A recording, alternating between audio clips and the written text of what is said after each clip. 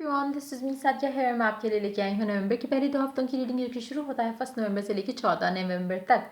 ये रीडिंग होगी sign of cancer के लिए। सो इस रीडिंग में हम ओरेकल कार्ड्स इंक्लूड करेंगे, चार्म्स ऐड नहीं होंगे।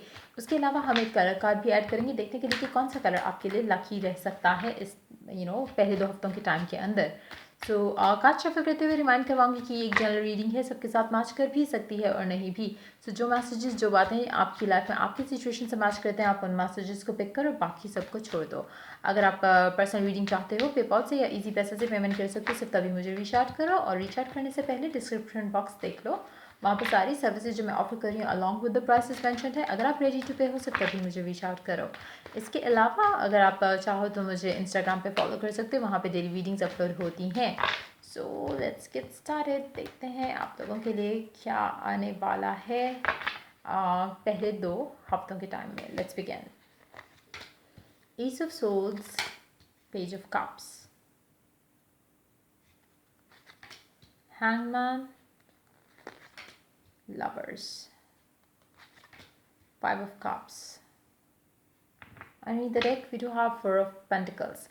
आपको एक चीज़ की क्लैरिटी डेफिनेटली आने वाली है कि आपका पर्सन अगर वो टाइम ले रहा है आपको कमिटमेंट देने के लिए, अपना प्यार एक्सप्रेस करने के लिए, या फिर लव लाइफ के डिसीजन को लेने में, तो डेफिनेटली उनकी लाइफ में कोई और इंसान है जिसकी वजह से आपकी लव लाइफ में चीज़ें रुकी हुई हैं इस इंसान के साथ।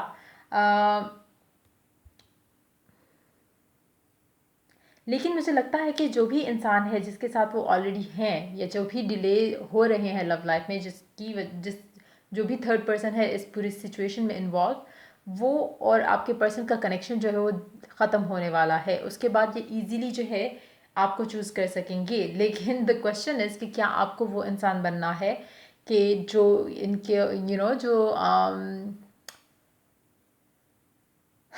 जो जो as a as an option, वो आपको अगर इट्स मोर लाइक कि किसी और ने रिजेक्ट किया तो आपके पास आ गए, जबकि आप पहले भी थे इनकी लाइफ में, आपको लेकिन कभी चूज़ नहीं किया गया, आपको कभी प्रायोरिटी नहीं दी गई। और अब जब वो इंसान चला गया इनकी लाइफ से तो आप उनके सब कुछ बन गए। ऐसे नहीं होता।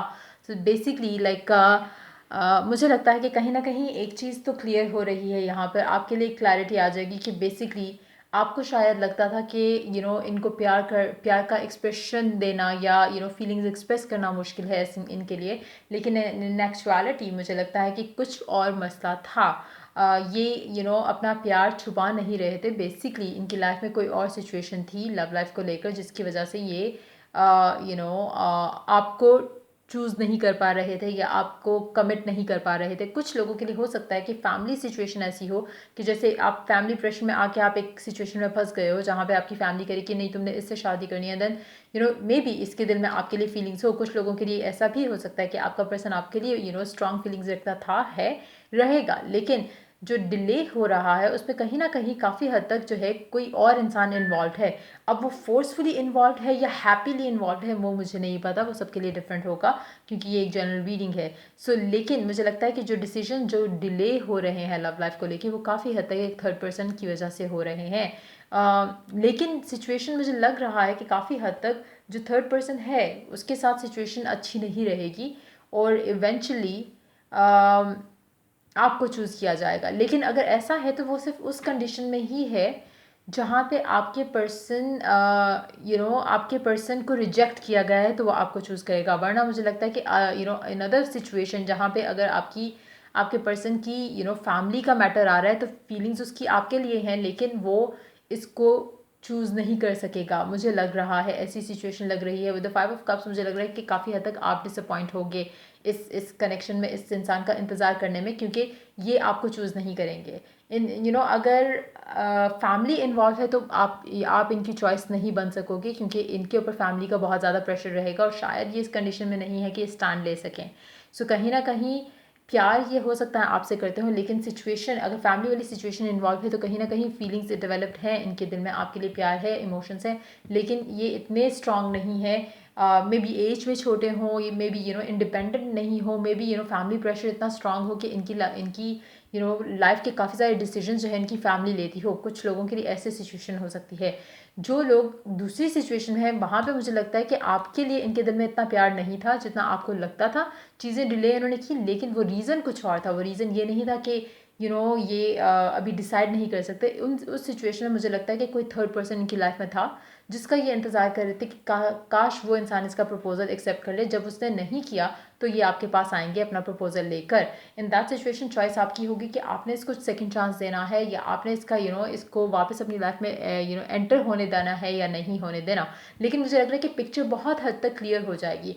जो भी सिचुएशन है आपकी लाइफ में इस इंसान के साथ, वो बहुत हद तक क्लियर हो जाएगी। कोई डाउट, कोई फियर, कोई चीज़ हिडन नहीं रह जाएगी। कुछ ऐसा नहीं होगा जो कि आपको कंफ्यूज रखे। बहुत क्लैरिटी आ जाएगी इस टाइम के अंदर इस इंसान के साथ आपके रिलेशनशिप को लेकर। एक पूरा जैसे एक खुली किताब की जैसे सिचुएशन हो जाएगी आपके लिए। कोई चीज़ छुपी ढकी नहीं रहेगी।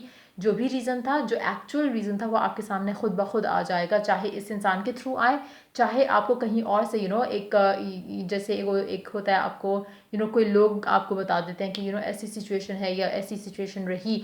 वो हो सकता है कि डायरेक्टली खुद भी बता दे, लेकिन कहीं ना कहीं आपको आपके लिए एटलीस्ट जो है वो रास्ता आपके लिए जो एक क्लैरिटी जो है सिचुएशन में आ जाएगी, ताकि आप अपनी लाइफ में अपने लिए जो डिसाइड करना चाहते हो आप वो सही तरीके से कर सको। सो underneath the deck we do have four of pentacles, उसके नीचे एट ऑफ सोर्ड्स, उसके नीचे किंग ऑफ वॉन्ड्स। मुझे लगता है कि आपका पर्सन जो भी जिसके साथ आप डील कर रहे हो काफ़ी हद तक ये खुद से एक स्टैंड नहीं लिया इन्होंने आपको लेकर। अगर ये लेना चाहते तो इतनी बुरी भी सिचुएशन नहीं है जितनी ये इन्होंने आपको वो की है, आपको पोर्ट्रे की है। और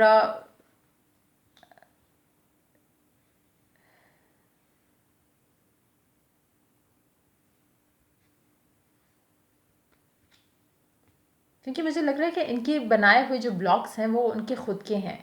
एक सेल्फ इम्पोज होता है ना कि मैं अभी ये नहीं कर सकता, मैं अभी पेरेंट्स के साथ बात नहीं कर सकता, या इस तरह से नहीं हो सकता, उस तरह से नहीं हो सकता।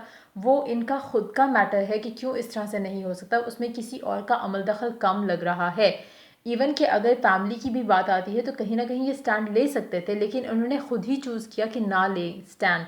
क्यों? क्योंकि शायद इनको लगता है कि फाइनेंशियली ये अगर आपको चूज़ करेंगे तो शायद इनके लिए मसले मसाइल हो जाएंगे फाइनेंशियली मैटर्स में। हो सकता है इनकी फैमिली इनको उस तरह से सपोर्ट ना करे और ये अकेले पड़ जाए उस पॉइंट ऑफ व्यू से। लेकिन वही बात कि आपकी अपनी चॉइस है। अगर आपके लिए लव या आपके लिए एक पर्सन ज़्यादा इंपॉर्टेंट है तो शायद आप उसको चूज़ कर लो। लेकिन मुझे लगता है कि कहीं ना कहीं आपके पर्सन के अंदर थोड़ी बहुत कमियां हैं जिसकी वजह से चीज़ें आपके हक में नहीं जा रही। Let's see Oracle cards in this situation. देखते हैं ओरेकल गाइडेंस क्या है आपके लिए। Calling in your soulmate, your prayers, affirmations and visualizations help bring you together.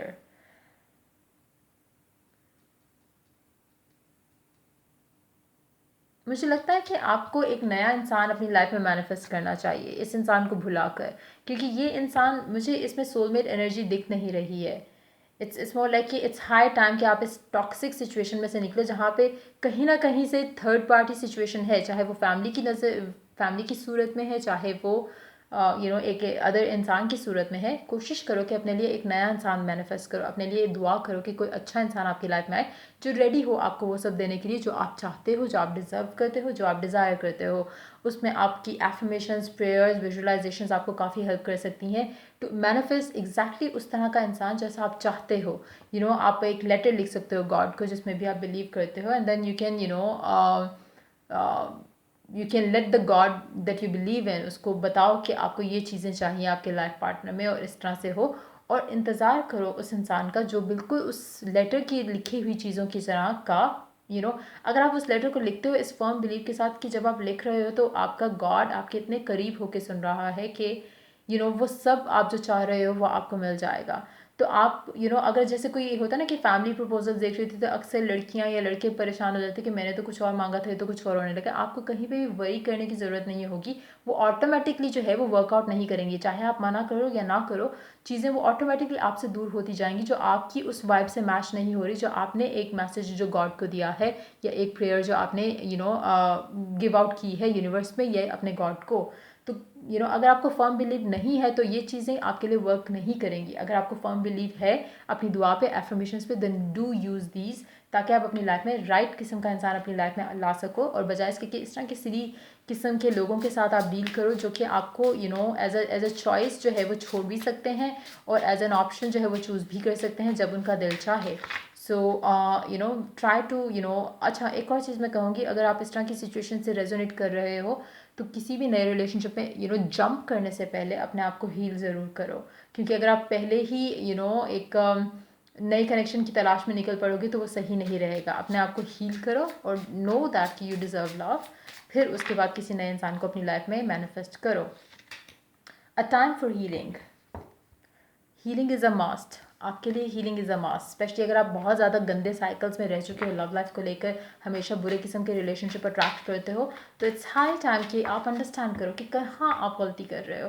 क्या आप हमेशा सेटल इन फॉर लेस कर जाते हो? क्या आप हमेशा वो इंसान को प्रायोरिटी दे देते हो जो कि आपका एक सेकंड भी डिज़र्व नहीं करता? तो कहीं ना कहीं आप कुछ गलती कर रहे हो, कहीं ना कहीं आप अपने आप को थर्ड पार्टी सिचुएशन में जानबूझ के धकेल देते हो, नोइंगली धकेलते हो, और आप मज़े से चल पड़ते हो उस रास्ते में जहाँ पे आपको दिख भी रहा है कि रेड फ्लैग्स ही रेड फ्लैग्स हैं। तो कोशिश करो कि ऐसे नहीं करो अपने साथ। Mauve enjoy clear hearing. Number 43, जब आप अपने गॉड से कम्युनिकेट करो, मेडिटेट करो, दुआ करो, जैसे भी आप प्रेयर करते हो वैसे करो, तो साइलेंट योर माइंड। आपको कहीं ना कहीं बहुत ज़्यादा एक डिवाइन हेल्प, गाइडेंस मिलेगी। चाहे वो उसी दिन हो, चाहे वो ख्वाब में हो, चाहे वो नेक्स्ट डे आपको कुछ ऐसा दिखे या ऐसा आप सुनने को आपको मिले जिससे आपको रियलाइज़ हो कि God is talking to you. तो वो चीज़ होगी आपके साथ अगर आप ये सब करो जो मैंने कहा। सो या मॉफ शेड जो है आपके लिए, पर्पल का जो है वो अच्छा रहेगा इस टाइम फ्रेम के अंदर। आप चाहो तो कपड़ों में भी पहन सकते हो। उसके अलावा आप अगर स्टोन्स पहनते हो या ज्वेलरी पहनते हो तो उसमें भी आप वो कलर यूज़ कर सकते हो। सो ये थी आपकी रीडिंग पहले 2 हफ्तों की। अगर आपके साथ मैच किया हो, हेल्प किया, गाइड किया, तो लाइक शेयर सब्सक्राइब जरूर करो। Till I do the next reading for you guys, take care, bye bye.